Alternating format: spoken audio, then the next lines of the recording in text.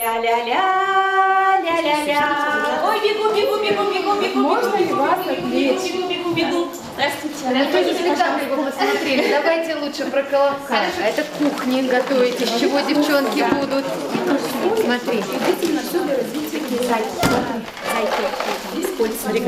Да, с кольцами будет сбивать.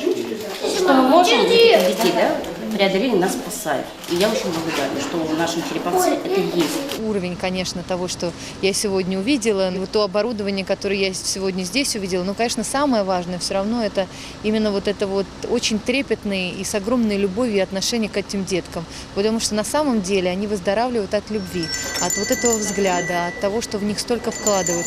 И то, что уже такие хорошие результаты, что детки идут в школу, что детки выздоравливают. А Мариша, когда пришла, даже не стояла на ножках, сейчас уже делает свои первые шаги. Ну, то есть, конечно, все равно я мама двоих детей, поэтому я смотрю на это, наверное, больше не как депутат Государственной Думы, а все равно, наверное, как женщина. Даже не описать те эмоции, которые сейчас испытываю, они настолько позитивные. Меня даже зарядили, наверное, нужно было мне зарядить позитивом. Я надеюсь, мне это тоже удалось.